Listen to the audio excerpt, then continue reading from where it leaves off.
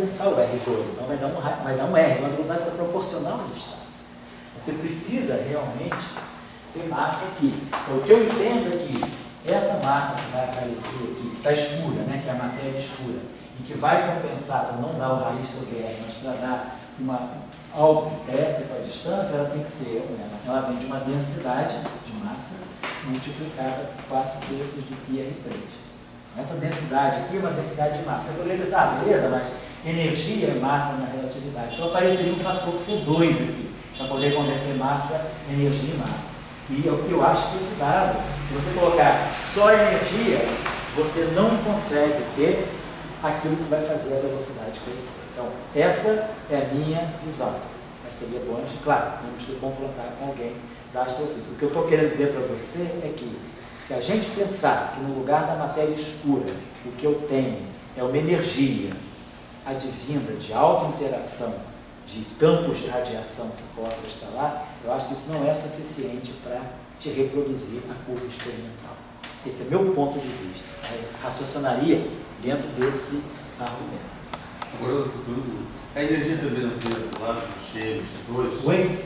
Essa energia que essa vamos chamar de N-News, não abeliana, e ela não pode ser um M2? Pois é, isso eu estou dizendo. Será que você não pode pegar toda essa energia e dizer toda essa energia dividida por C2 é a massa?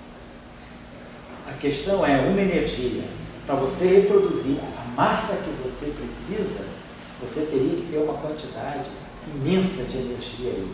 A questão é, se você tem campos de Young-Mills em alta interação, com esse nível de energia, uma energia muito alta, você deveria ter processos, por exemplo, de produção de muito mais matéria do que você observa. Você deveria, certamente, porque os campos de Young-Mills são alta interação, eles têm uma energia muito alta, então você poderia ter propriedade de produção, por exemplo. Quem são esses campos de Young-Mills? São campos da QCD?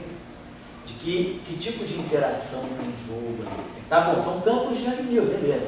Mas são campos de Young-Mills do quê? Ligados a um núcleo quântico de cor, ligados à interação fraca, ou é uma outra natureza? Agora, o que a gente sabe é que se a gente tiver energia muito alta, você começa a ter processos de produção, você deveria talvez ter uma produção de partícula muito grande. Então, por exemplo, raios cósmicos que chegassem na Terra poderiam estar chegando numa abundância muito maior do que é observado, porque você teria uma densidade muito grande de energia em alta interação, você poderia produzir muitos processos que iriam catalisar a produção de mais matéria do que chega no raio cósmico. Eu iria nessa direção, estou dando uma opinião minha. Tá? Porque, tudo bem, a relatividade é igual a MC2, mas essa massa que eu preciso de um R gigantesco, para poder ter essa massa que me reproduz a curva o perfil da curva de rotação das galáxias, da velocidade das galáxias. E aí, eu precisaria de uma energia muito grande, e a questão é, se eu agora tenho uma densidade de energia dessa tão grande no campo de Young-Mills, eu estaria produzindo muito mais partículas do que a gente talvez observe aqui no raio cósmico. Que eu acho que agora os resultados, eu mandei um e-mail para vocês, eu acho que há 2 semanas atrás, né, desses resultados que chegaram, né, de observação. A gente está começando a ter, talvez, uma leitura melhor da matéria escura através da detecção de certos objetos em raios cósmicos. Então, o raio cósmico poderia estar trazendo junto com ele muita partícula produzida por essa grande densidade de energia em alta interação. Isso que eu queria dizer. Eu não estou dizendo que a minha resposta está certa, não. Eu estou dizendo, eu usaria esses argumentos, esses elementos para colocar. Mas a hipótese que você está colocando é a hipótese bem sensata, dentro de da cabeça de um físico de campos, né? É pensar, será que isso que a gente chama de matéria escura não poderia ser energia de alta interação de alguma categoria ou de algumas categorias de campos de Young-Mills, que não são nem da QCD, porque elas não estão falando de matéria hadrônica, nem são da eletrofraca, porque elas não estão falando de matéria observável. Poderia ser uma categoria de campos de Young-Mills extra, mas a questão que eu coloco é, nessa situação, com essas densidades extremas de energia, provavelmente a chuva de raios cósmicos sobre a Terra seria muito diferente. Ô, tchau, você faz um favorzinho? Estuda a pergunta. Vamos lá, filme isso aqui só para quem está assistindo a aula, que a gente incorporou esse código. Então, a gente passou um tempo da aula grande fazendo isso aqui. Pode falar, Eduardo. A segunda pergunta é a seguinte: você está com o campo elétrico de N-Mills. Talvez escrever na pergunta. O campo elétrico de N-Mills. Você queria comparar com o campo elétrico do Marte. Acho que tinha.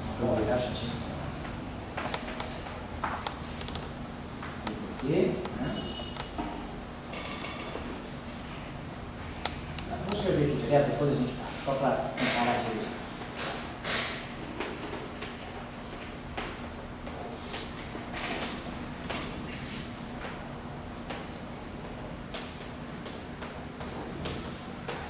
Fazer as convenções ali, né? Isso aqui é o F0, esse carinha aqui, o I embaixo é menos o A, é menos o I que é o euclidiano, vai ficar menos DDT do A. Esse cara aqui está certo, esse cara aqui vai ficar menos gradiente, menos componente I, gradiente, então esse aqui vai ficar menos DDT, tá? Menos o gradiente do I, e aqui eu vou ter mais.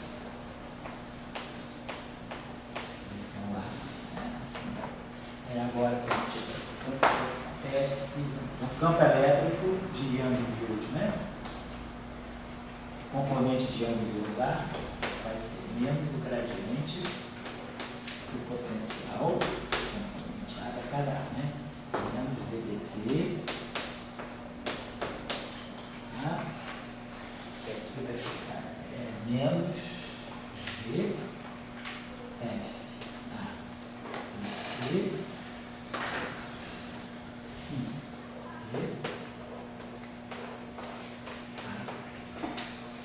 Então, tá legal. Esse aqui é o meu campo elétrico de Young-Mills, tá certo? A pergunta que faz é a seguinte: o primeiro campo elétrico, a primeira parte é o de Max. A segunda parte é o Max. Isso aqui é bem. Tá legal, vai em frente. Então, você bota esse aqui é Max. Daí, vamos ver. Quer dizer, máximo para cada A, vamos colocar assim, para cada grau de liberdade no espaço de gate, né? Porque está com o campo elétrico e está com mais um outro termo. Só que no caso aí, eles têm que andarem juntos para poder fazer a invariância de gate em cima da atividade física. Mas vamos perder um pouco isso e perguntar o outro termo. O que significaria esse outro termo? Daí, quando você escreve a equação do campo elétrico, essa equação é um divergente. Isso. Pode só escrever só o primeiro termo dessa equação? Taxa de tensão. Divergente. Então, assim, errado, certo?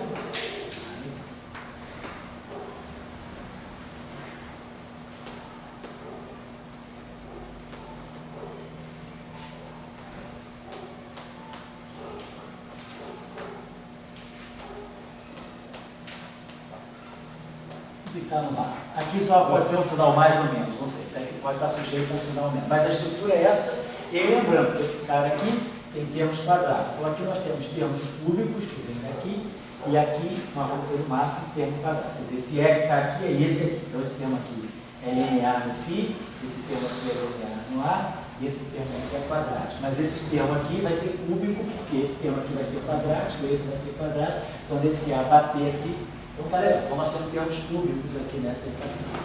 Eu tenho a seguinte pergunta. Nas equações de Marx, um dos problemas, talvez para mim o problema mais sério das equações de Marx, é que você não tem uma origem para a polarização e manifestação. Então, essa origem, ela é, como a gente diz, heurística. Você vem É fenomenológico. E apanha ela. Você bota as equações aqui na matéria, você vai... E transforma o E num D. Certo. Então, o D de Maxwell é um E antigo, o D de Maxwell.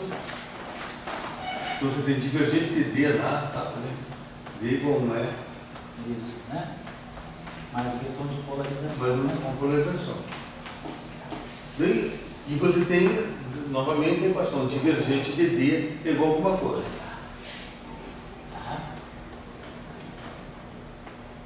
Aí aqui você coloca só as cargas livres, né? Você esquece das cargas de polarização. Você coloca. Tá certo. Daí a pergunta que vem é o seguinte: a interpretação daquele P nesse FABC que aparece do outro lado. De que, será que eu vou ter, no fundo, onde existe campos, um certo conjunto de campos, algo interagindo, e aquilo que dá a polarização, que a polarização seria um fenômeno macroscópico. Você está dizendo que para Yang Mills, você está perguntando será que na teoria de Yang Mills, o fato da equação agora ter termo não linear, você poderia associar uma polarização naturalmente ao vácuo? O vácuo tem uma polarização por causa da não linearidade. Como Born-Nifel. Se vocês pegarem Born-Nifel tem essa estrutura assim, divergência. Quero te dizer uma coisa para você chamar a atenção. A estrutura das equações de Born-Nifel são essa densidade de carga sobre a constante. Só que esse D aqui para Born-Nifel, ele ele tem um parâmetrozinho aqui, B menos 2, escalar B sobre a raiz quadrada de 1 menos B2 menos B2 sobre B2. Então isso aqui é o meu D, só quero chamar a atenção que você faz. Na teoria de Born-Nifel, você tem divergência de alguém que é completamente não linear. Então esse D aqui, ele é mais, você pode expandir isso aqui, você pode pensar que esse D aqui é o campo crítico, é aquele campo crítico, né? Ele é um campo crítico que tem na natureza, ele é N2, C3, N2C2, sobre EH cortado. É o campo elétrico crítico que tem na faixa de 10 a 18 volts por metro. Então, imaginar que eu estou trabalhando no regime de campos grandes, mas não campos grandes o suficiente para esse. Então, eu vou dizer que é 2 menos B2, eu permito que essa grandeza aqui seja bem menor do que esse campo máximo que possa existir. Então, se a gente faz uma expansão aqui, esse primeiro termo é mais um monte de troços que eu vou jogar na polarização. Mas o que é importante, olha a estrutura da equação. A equação, quando você vai para Born-Nifel, você ganha a divergência de tudo isso aqui. Então, você tem o direito de interpretar a lei como sendo realmente mais uma polarização. E a polarização que vai aparecer do vácuo, ela é a função dos campos E e B. No Yang Mills, o que está acontecendo aqui, que não é tão assim imediato para essa interpretação, é que você separa a divergência aqui. Então, está certo. Essa divergência aqui está certa. É a divergência do Maxwell. Vamos pensar. Se você quisesse pensar, deixa eu pegar isso aqui. Para comparar.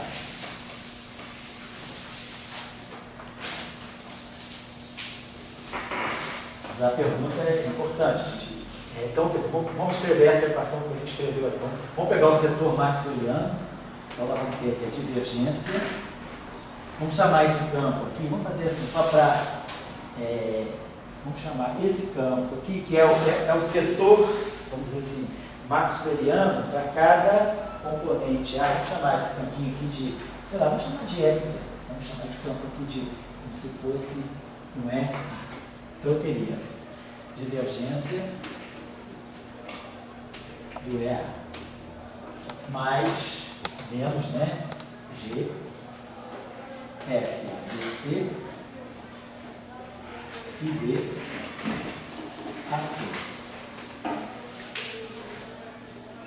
Divergência de E, A, mais isso aqui, mais G, F, ABC, AD. E aí aqui é a mesma coisa. EC, MG, EC, DE, FD, AE. Igual, vamos ver se tivesse isso aqui. Então você estaria dizendo, ó, a divergência desse cara menos esse, então você poderia pensar, isso aqui vai fazer o papel do meu D. É isso que você está dizendo. A divergência do D. Então, isso aqui seria o E mais o que você poderia pensar que seria interpretado como uma polarização. A polarização estaria aqui, o que você está pensando, né? Está na tua ideia aí. E aí, aqui, esse termo aqui. Quer dizer, o que eu acharia, quer dizer, a gente interpretar como vetor de deslocamento, é que ele deveria estar contabilizando, né, só, vamos dizer assim, pela carga livre, pela corrente livre, né? Aqui, quer dizer, eu poderia até pensar, isso aqui faz um papel de um D. E o outro não D. Mas esse aqui eu não tenho como incorporar dentro de um D. Esse ali não D também? Não. Aqui, quer dizer, não D. Não, esse pedacinho aqui, acho que é lá D. Entendi. Esse pedacinho é isso. Esse pedacinho aqui seria o teu D. Então, nós estamos chamando de DA aqui. De DA. Só que você não está aí. Qual é o papel do vetor, vamos dizer assim, da polarização? A polarização, ela está totalmente contida dentro do D. Então, essa equação aqui, ela tem um caráter assim, como se fosse não homogêneo. Tem uma fonte do lado direito. O que você espera do vetor de deslocamento? Você espera que ele aqui dentro contabilize por todas as cargas da polarização, e o que te sobra aqui são apenas as cargas livres, não as cargas que estão polarizadas. Então, que estão dentro, né, da contribuição de polarização. Eu pensaria que esse termo aqui, ele não está dentro dessa categoria, para você interpretar como sendo uma polarização, assim, no estrito senso. Eu entendo assim, quer dizer, eu estou trabalhando com teoria de campos, certo? Não com cargas e positivo. Então, quer dizer, a pergunta que nós estamos discutindo aqui, vamos dizer, a questão da autointeração. Mas em Maxwell não tem autointeração. Agora você apareceu com matéria escura, energia escura, você apareceu com um monte de coisa de autointeração. Daí a gente diz, porra, vem cá, cara, a polarização e a magnetização, elas têm uma origem de cargas, ou aquilo ali é apenas uma maneira de falar que elas têm uma origem de campos em autointeração. Então, será que a polarização e a magnetização têm uma origem de campos em autointeração?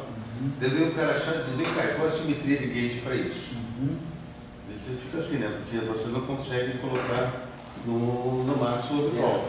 Daí você diz, pô, mas meu cara, olhando em Newton, eu tenho essa equação, divergente de D mais A interno D igual a zero. Onde agora eu tenho um campo elétrico e tem um outro campo ali que seria um E mais P. Será que tem algum sentido de eu agora olha, eu estou aqui com uma possível interpretação da polarização em termos de campos. Certo. Então ela seria um efeito coletivo. E daí se daria para a polarização, né?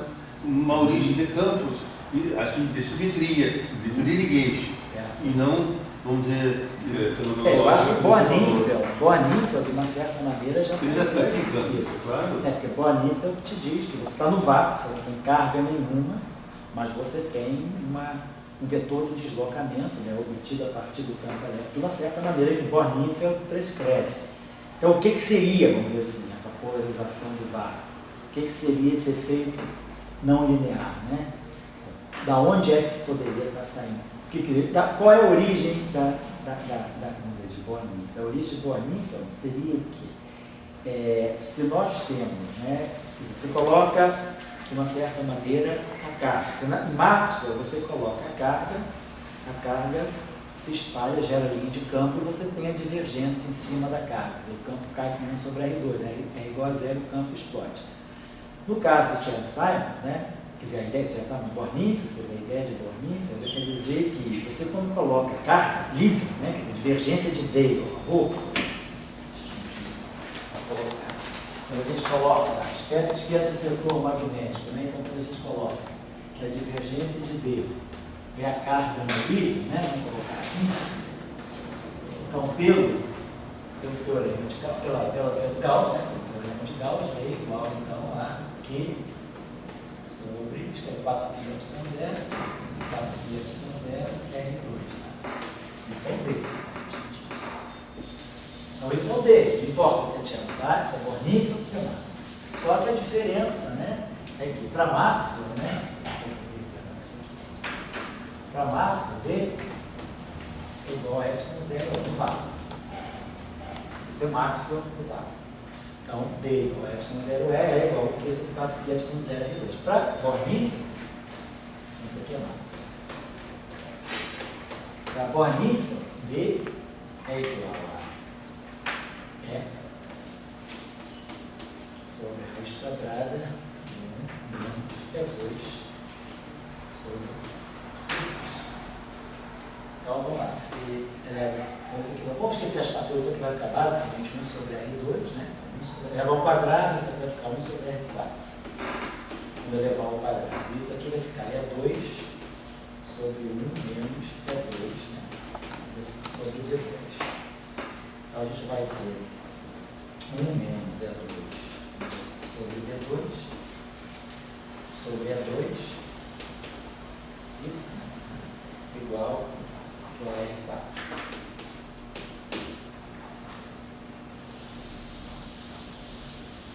Então a gente vai ter 1 menos E2 sobre D2 menos R4 E2 igual a 0. Eu tenho 1 menos 1 sobre D2 mais R4 E2 e a gente tem A2, a tarefa vai ser 1 sobre a raiz quadrada, CD, sobre a raiz quadrada de 1 mais D2 R4.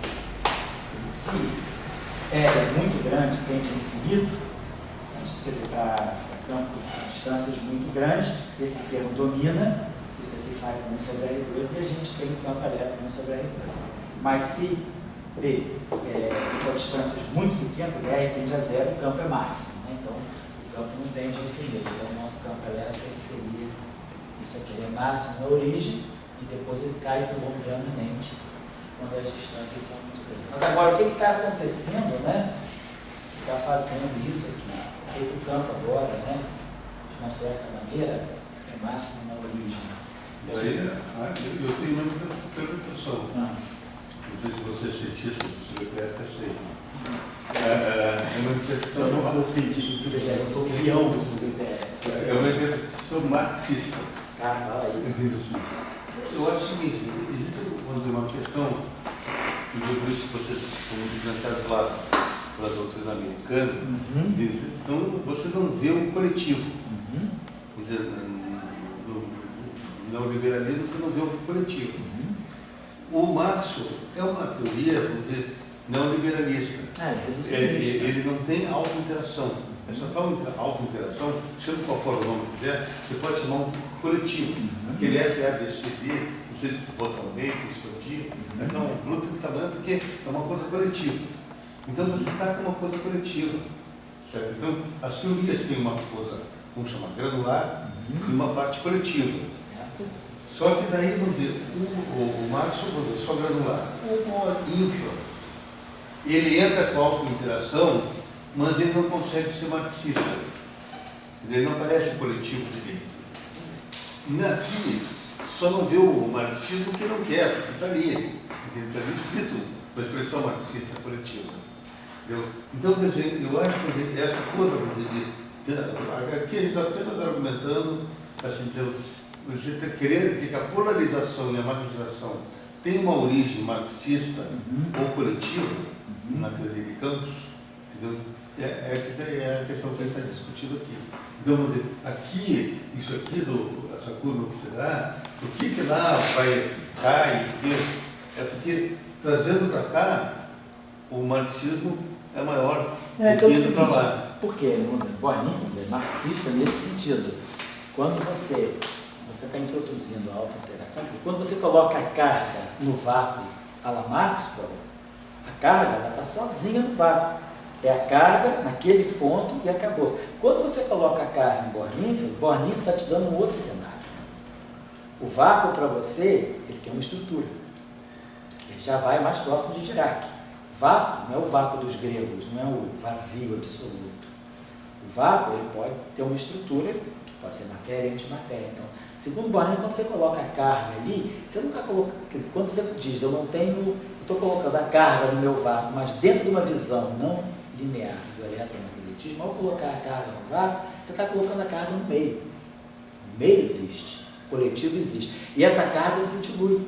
Quando você vai na teoria de Marx e calcula não o campo de uma carga pontiforme, mas o campo de uma esfera distribuída de carga, o campo na origem não é zero.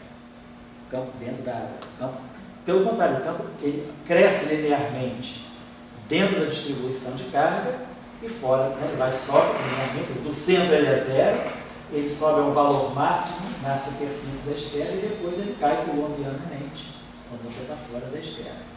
No bornífero, o que está acontecendo é isso. Quando você coloca a carga no vácuo, a tua carga se dilui. É como se ela no vácuo, ela não é uma carga pontiforme. Ela se dilui porque ela tem um meio para se distribuir. E aí, quando você vai calcular o campo, você não está, na verdade, calculando o campo de uma carga pontiforme colocada no vácuo. Você está calculando uma carga, no fundo, o campo de uma distribuição. Porque o meio de bornífero, ele permite a tua carga se diluir. Tira essa pontiforme, esse aspecto assim, idealístico, né? Pontiforme. Então, de uma certa maneira, eu estou dizendo que o bornífero, ele é coletivo nesse sentido. Existe uma coletividade que, quando recebe a carga não está sozinha, como no vácuo de massa. Ela está no meio, e esse meio se dilui. Quer dizer, essa que eu acho que é a ideia de bornífero. Por que tem esse campo crítico no vácuo? Onde é que está o campo máximo? O bornífero prescreve um valor máximo para o campo, que eles chamam de B. Mas depois se descobriu quem pode ser esse campo B aqui. Porque se o teu vácuo tem a propriedade de ter um campo elétrico, né, qual é a grandeza que pode estar associada a esse B? Ele está associado a esse B realmente na teoria de bornífero, é a massa do elétron sobre a carga. Expressamos H cortada. Aqui na verdade temos C2 é H cortada. Então esse B é, na verdade, o que ele está levando em conta? Ele está levando em conta a carga, está levando em conta o aspecto quântico, está levando em conta o aspecto relativístico, está levando em conta a massa do elétron. Então, para bornífero, na teoria de bornífero, você encontra um sentido para esse campo crítico máximo que existe, que é, na verdade, bornífero, ele está dizendo, o vácuo não é vácuo. O vácuo é uma distribuição de elétrons e pósitrons, por isso que aparece a carga do elétron. Então, na verdade, né, quando bornífero tem essa visão, esse cenário eletromagnético, ele já tem um cenário eletromagnético imaginando que Dirac já decifrou para nós o verdadeiro sentido do vácuo. Quer dizer, com a equação de Dirac, acabou-se aquela ideia grega, né, idealística de um vácuo vazio. O vazio não é vazio, o vazio tem estrutura. E a estrutura, do ponto de vista eletromagnético, são pares virtuais de elétrons pósitrons. Uma visão da QCD seria quark antiquark. Mas aí a gente talvez não tenha energia suficiente, né, nesse nível aí eletromagnético para perceber o quark. Mas a gente tem energia para perceber o par elétrico pósitron. Então, o que eu acho que está acontecendo é que quando no bornífero, ele dá um sentido coletivo ao vácuo, diferentemente de Marx. Marx não é vácuo para Marx e Marx. É vácuo, é vácuo. Né? Agora, para bornífero, não. O vácuo tem alguma coisa, por isso que tem essa não linearidade. Então, quer dizer, o que essa polarização está dizendo? Essa polarização, no fundo, ela está medindo vamos dizer assim, uma matéria efetiva, que são essas oscilações, partícula antipartícula, virtualmente se produzindo e se destruindo o tempo todo no vácuo. O vácuo tem uma estrutura, eu acho que é isso que ele está dizendo. Então, eu diria que bornífero, num certo sentido, também ele pensa no coletivo. Ele, inclusive, ele pensa mais no coletivo. Ele dá um cenário bem claro do que é o coletivo. Que é o coletivo, por que aparece a massa do elétron? Não tem nada a ver com o elétron, isso aí é eletrodinâmica.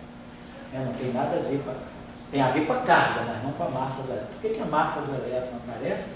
Por causa dos pares, massa de próton, massa de elétron, massa de próton que aparece. Agora, pergunta que você está colocando, será que essas propriedades do vácuo, ou seja, prefiro não pensar como bornífero, eu prefiro pensar como Yang-Mills. Será que o que nós vemos, né, com essas propriedades do vácuo seriam essa polarização do vácuo? Que aqui, claro, o bornífero dá uma prescrição bem clara. Quando ele escreve essa equação aqui, ele está dizendo para você que é a polarização, né? Quando você escreve lá em bornífero que D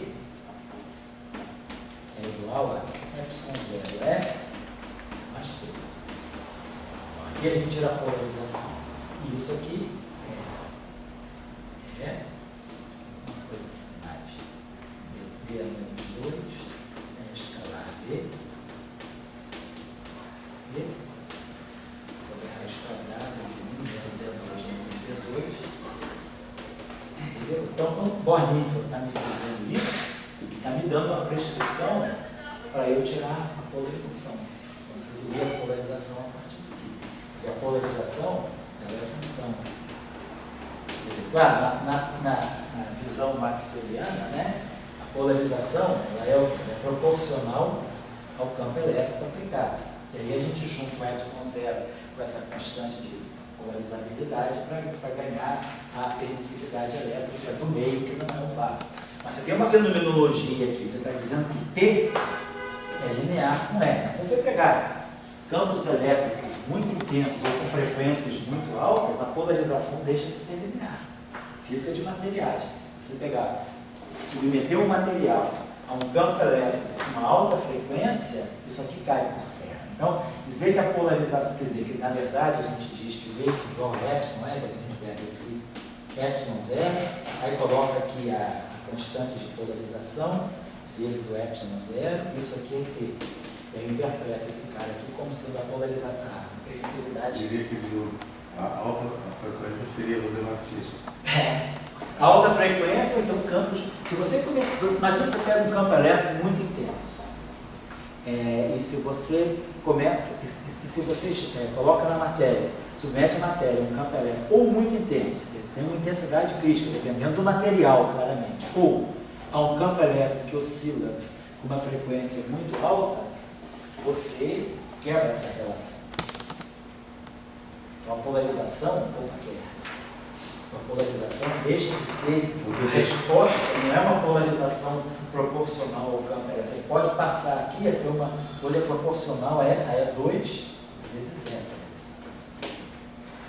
Então, só para terminar o raciocínio, então eu diria que a polarização que a gente vê na teoria de Born, né, ela está aqui, você pode ler ela daqui. Ela está ligada ela se expressa na função de E e de B, como a gente espera. Se você colocar um campo elétrico oscilante com muita frequência no material, você gera um campo magnético e a polarização passa a depender de E e de B, como diz aqui, como diz Born. Então eu diria que Born, nessa direção, ele te dá uma prescrição clara para dizer o que é a polarização do vácuo, ou o que é a magnetização do vácuo. Não é tão simples assim.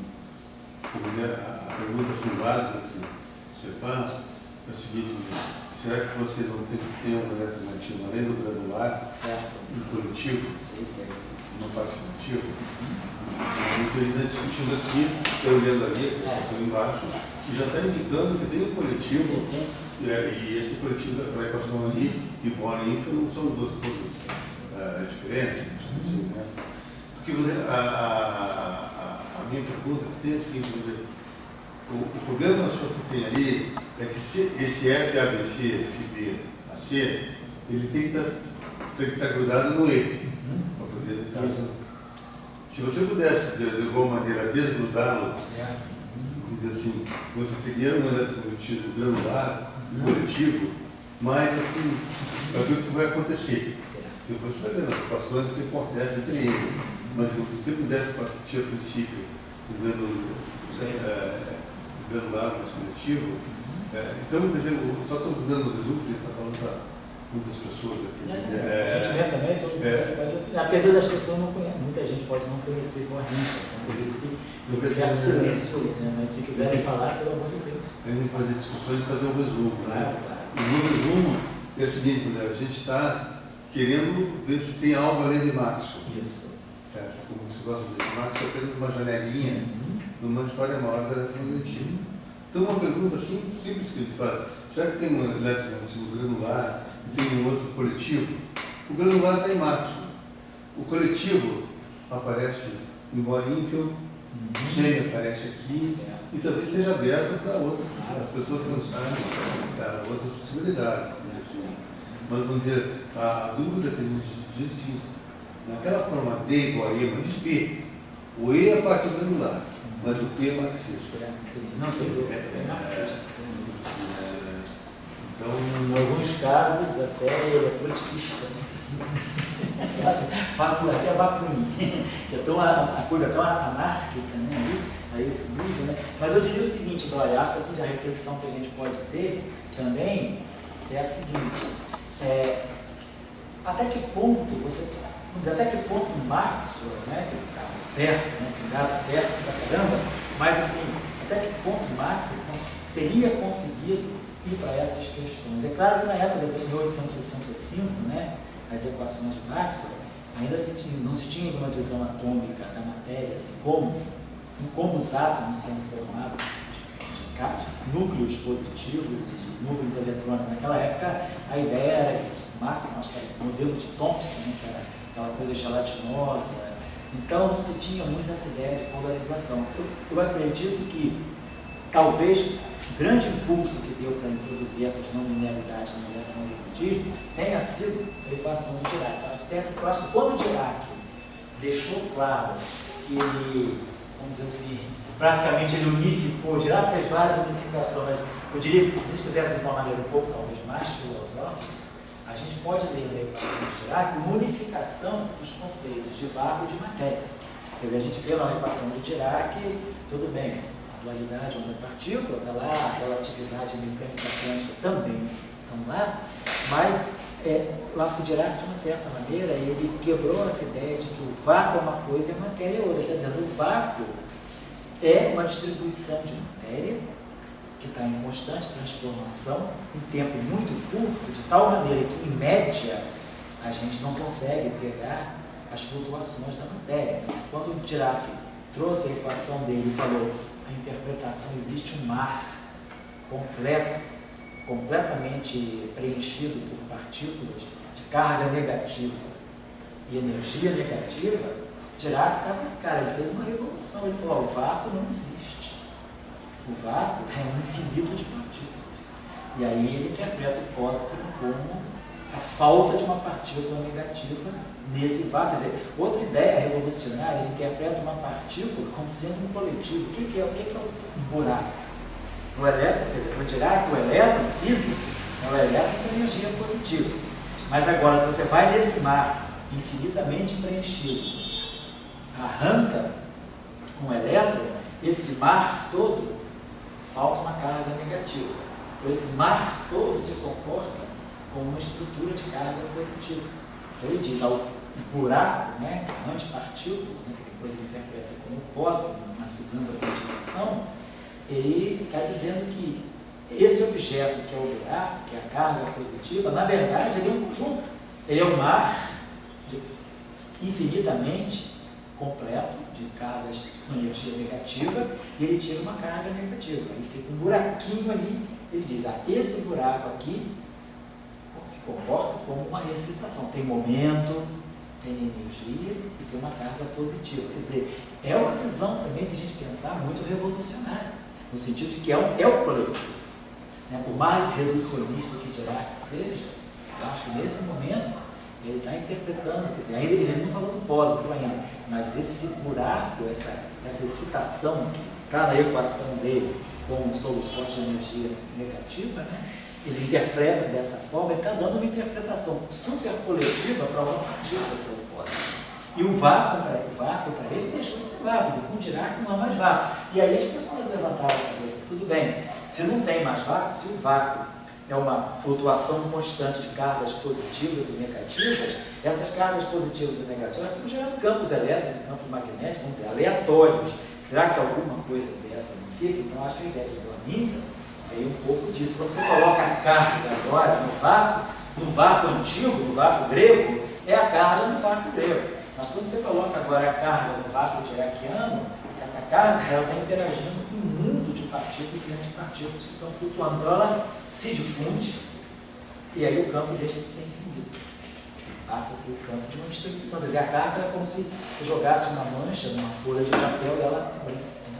Você coloca a mancha no vazio, o pontinho fica com pontinho. Se você bota a tua pontinha da caneta no papel absorvente, aquilo espalha. O vácuo de Born-Niven, quer dizer, a carga de Born-Niven ela sofre esse efeito. E aí, mas quem que causa esse efeito? Quem dá essa estrutura são essas cargas positivas e negativas, que ele soma tudo sobre o efeito da não linearidade. Quer dizer, a não linearidade, no fundo, ela é uma expressão do vácuo. Por isso que esse campo crítico é interpretado como sendo M2, C2, que aí quando você vai pegar o trabalho de Euler Heisenberg de 34, trabalho de Euler-Heisenberg fica claro que isso aqui, justamente que Euler-Heisenberg faz em 34, é estudar, no fundo, né, a eletrodinâmica, quer dizer, como é que fica a teoria de Maxwell nesse fato que Dirac criou. E aí eles mostram que, então, a teoria de, não é ainda Born refina um pouco, mas aí quando você vai para o Euler-Heisenberg, você chega lá, o Lagrange, quando você coloca lá o Lagrangiano do Euler-Heisenberg, é o Lagrangiano de Maxwell, quer dizer, é um meio de A2 menos B2, então aqui eu tenho Maxwell.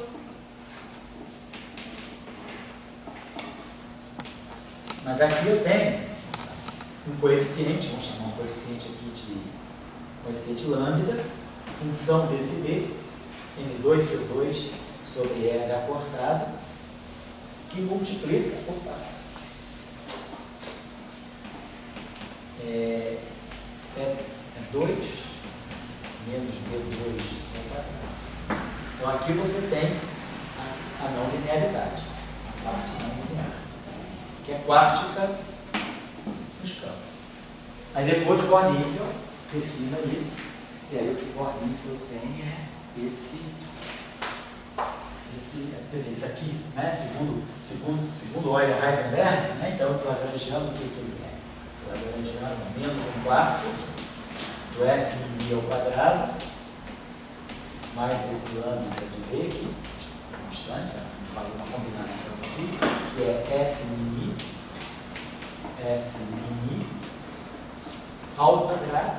Ele ainda coloca um outro termo aqui, tem uma constante aqui, Q' de B, que também depende de B, que é f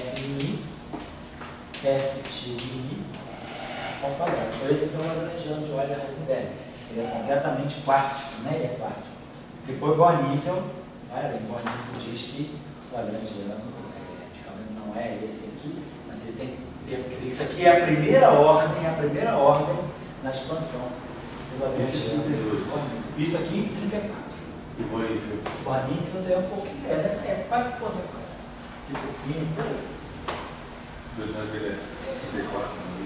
34, olha, Heisenberg é 33. O trabalho foi publicado em 34, na revista. Mas o trabalho é de 33. E o Born-Nifel é 34. Foi tudo assim, estava todo mundo falando disso. Tá? Então, vamos dizer, a não linearidade, ela no fundo está expressando a estrutura do campo. E aquele cara que falou no primeiro vez que falou a linearidade dos pontos? O alemão, vou pegar o quadro, trago agora depois do intervalo, eu trago para vocês. O cara que deu a dica de que o eletromagnetismo deveria ser. Ele não fez, mas ele deu a dica, quer dizer, ele discutiu com Heisenberg, tudo, porque depois da equação de Dirac, ficou claro isso, ficou claro que o vácuo não sendo vácuo, isso aí tinha que ter como consequência da eletromagnetismo. Isso é uma pergunta antes de terminar a aula, né? O curioso é porque a supercondutividade. O pessoal já tinha a equação de Londres em 1930 ou 28, acho, né? É, por aí, na década de 20, é porque a supercondutividade é de 1911, né, o fato experimental. Mas Londres é década de 20, né? Por aí, você não usa a data não. Daí o pessoal estava querendo, também não tinha supercondutividade. E por que o pessoal de supercondutividade foi para Victor, não foi para o eletromagnetismo não linear? É assim que eu entendo. Não é. O pessoal foi para, quer dizer, vórtices, né? Quer dizer, por que a supercondutividade não foi para. Eu acredito pelo seguinte, quer dizer, nessa época já estava claro também o seguinte, até que ponto, quer dizer, tudo bem, tem não linearidade, mas qual é a escala para você começar a observar não linearidade? Quer dizer, os campos elétricos, quer dizer, no campo magnético, né, de um supercondutor, ou os campos de um você vai estudar, vai abrir com as outras, né? Supercondutor do tipo 2. Então, que campos magnéticos você coloca ali que poderiam te dar efeito, o campo magnético vai penetra em tubos assim, você tem um supercondutor de tipo 2. Ou mesmo um supercondutor de tipo 1, você bota um campo magnético que é ejetado pelo efeito Meissner, mas que nível de campo magnético, de campo elétrico você tem? Então, já estava claro na década do trabalho de Euler-Heisenberg. Ele já deu vamos dizer assim, um limiar. Se você aumentar aumentar a intensidade dos campos eletromagnéticos, até que ponto você pode aumentar o campo elétrico, o campo magnético, mantendo o máximo? Qual é o campo crítico a partir do qual o máximo realmente cai e você tem que entrar com efeitos não lineares? Então são esses campos aqui. Esse campo a gente chama hoje de campo de Schwinger, mas na verdade veio do trabalho de Euler Heisenberg. Quer dizer, se você pegar um campo elétrico crítico, que é N2, C2 sobre E acortado, e um campo magnético crítico, que é N2, C3 sobre E acortado, e esse aqui dá na faixa de 10 a 18 volts por metro, e esse aqui está na faixa de 10 a 12 Tesla. Se você estiver lidando com campos magnéticos e elétricos nessa escala, aí, cara, já era mais. Aí você tem que andar com não linearidade. Então, como no supercondutor você não está nesse nível de campo, você... eu acho que sim. Nunca li, mas eu acho que mais ou menos fica claro. Porque você só pode entrar com efeitos não lineares. Claro, você hoje sabe onde é que eu tenho campos de 10 a 12 trens. Nas magnetarias, nas estrelas de nêutron. Tudo pariu, né? Pois é, na galáxia. Mas na matéria, não falei, cara. Por exemplo, nessas estruturas que apresentam tensão, você não observa supercontinuidade. Pois é. Exatamente. Aí eu acho que ele destruiria qualquer coisa, destruiria a supercondutividade. Quando você está com um nível de campo elétrico, de campo magnético como esse, então eu acho que a lei de London, quer dizer, a equação de London, toda a discussão da supercondutividade, ela ficou por conta do regime maxwelliano, porque os campos que estão envolvidos no interior da matéria se comportam de uma forma maxwelliana e os campos que você produz em laboratório para fazer as suas análises são campos também que não te permitem entrar como estrutura não linear. Quer dizer, a não linearidade está voltando de moda agora, justamente, voltou à tona muito forte na década de 90, não só pela redescoberta de Bohr-Meinfeld, pelas teorias de corda. Porque a pergunta que você faz é a seguinte, vamos dizer que o meu universo seja um universo de corda. Então, se a teoria de cordas ela é uma teoria unificante, não digo que ela é unificadora porque ela não unificou, mas ela é uma teoria unificante, ela pode unificar. Então, se a teoria de corda unifica o eletromagnetismo, ela contém eletromagnetismo, contém QCD, tudo, como é que eu tiro o eletromagnetismo da teoria de cordas? Aí você, da teoria de cordas, você pega o limite efetivo de mais baixa energia e você tira justamente o Bohr-Meinfeld. Então, Bohr-Meinfeld reapareceu no final da década de 90 com teoria de corda, mas antes disso até a astrofísica, a revolução da astrofísica maior a partir da década de 80, 90, depois do Hubble inclusive, você começou a ter acesso a regiões do universo onde você tem campos magnéticos muito intensos e aí você já começa a chegar na região de quebra de validade do regime maxwelliano, você já entra na região de validade do regime de Bohr-Meinfeld. Então é porque você já tem acesso a campos magnéticos muito intensos. Eu acho que é essa que é a questão. Muito intensos. Nessas estruturas astrofísicas, tipo magnetárias, estrelas de nêutron, você tem campos magnéticos extremamente altos. Eu sempre acho estranho esse negócio do caminho que tomou a supercondutividade. Sei. Eu acho que o caminho assim, quer dizer, no fundo são mais marxistas que fazem o culto. Bom, aí é tudo coletivo. Mas eles nunca assumiram o coletivo. E a auto-interação, eu só estou dando ideia, né? Eles nunca assumiram. E sempre me pareceu assim uma coisa que está aí, que ninguém vai dizer, e nunca tomou esse formalismo. Aonde eu estou, agora você está falando o seguinte, eu estou vendo uma movimentação a partir do paper do Ki, Zhang e Witten, aquele paper desde os supercondutores topológicos de julho de 2013, aquele paper ali, ele marca agora uma ligação de supercondutor topológico com não linearidade, o eletromagnetismo não linear. Esse trabalho deles, de junho, foi publicado no ano passado, no início de 2014. Um trabalho assim que levou um trabalho com o item não ser aceito em uma semana, é alguma coisa estranha. O trabalho é de junho de 8 de junho de 2013. O trabalho só apareceu na revista em março de 2014.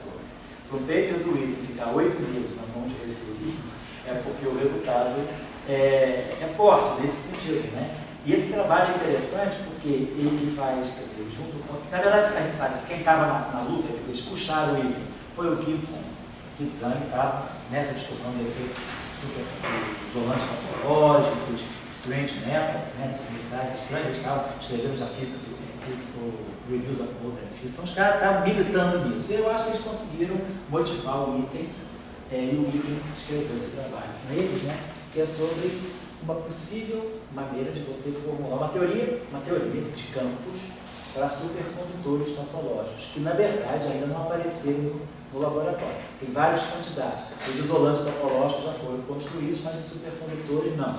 Se espera que, quer dizer, quem faz o experimento, né, diz que está próximo de conseguir produzir esse material com supercondutividade topológica. Mas o que eu estou dizendo é isso, porque o trabalho desse trabalho de Kitzham e Witten, eu já citei ele em algum outro curso ali,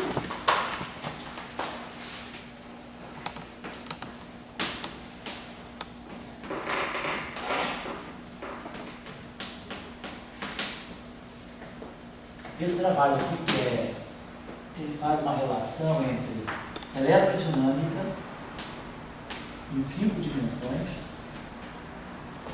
e supercondutores topológicos.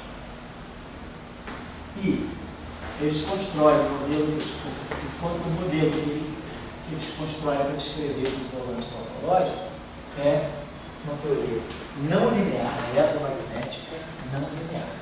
Então, esse método é interessante nesse sentido, ele já começa a relacionar a não linearidade com chairs. É uma não linearidade tipo chairs, porque os supercondutores cerâmicos, esses supercondutores que se estudam, na década de 90, associou-se supercondutividade a chairs, porque a supercondutividade é planar. A teoria de chairs, como a gente mostrou hoje, tem massa invariante de Gauge, então esse fóton ganha massa, se o fóton ganha massa, ele ejeta o campo magnético pelo efeito Meissner. Então a teoria de chairs ela vai numa direção boa em conexão com a supercondutividade, mas ela é uma teoria linear, é uma descrição maxwelliana, só que com fóton massivo, sem ser pela equação de London, sem ser pela quebra da simetria de Gauge. Agora, nesse modelo aqui, eles entram com um Chern-Simons que é não linear. O Chern-Simons em 3 dimensões, ele é, como a gente mostrou hoje, ele é FA. Em 5 dimensões, o Chern-Simons ele já começa não linear, você não tem uma versão linear do Chern-Simons. Em 5 dimensões, o Chern-Simons é composto de 3 estruturas. Posso até trazer para vocês agora, no intervalo, o exercício, já que o Pedro gostou desse exercício aí do Chern-Simons, fazer o exercício do Chern-Simons em 5D. Porque o Chern-Simons em 5D, ele tem essa estrutura assim. Ele na verdade, ele tem um epsilon, mi, k, lambda, rho, então um epsilon 5-dimensional. Ele tem aqui a mi, f, mi, kappa, f, lambda, rho. Então, já começa com termo público. Depois, ele tem um termo aqui, que é o mi sobre... Tem um fator aqui, não sei se é o mi, são 3, mas ele é do tipo a mi. Eu tenho um traço, tá? Esqueci de botar o traço. A mi, a kappa, f, lambda, rho. E depois tem um outro termo aqui que tem tem um fator aqui também, vamos chamar esse fator aqui, sei lá, de um fator, não sei o que é, um fatorzinho, vou botar com interrogação, que é a mi,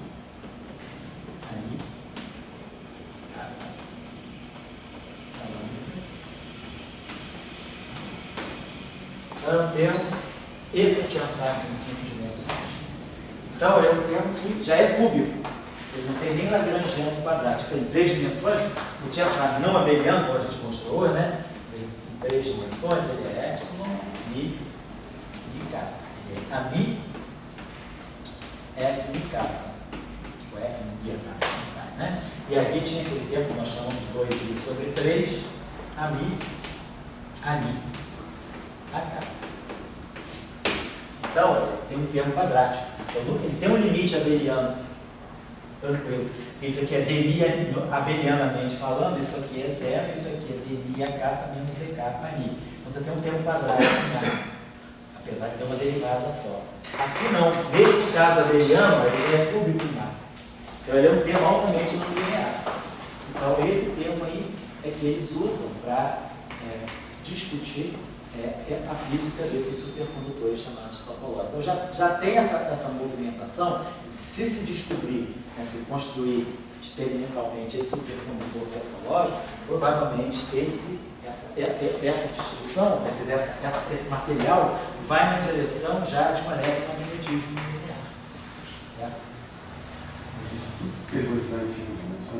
Oi? Não, tudo faz parte.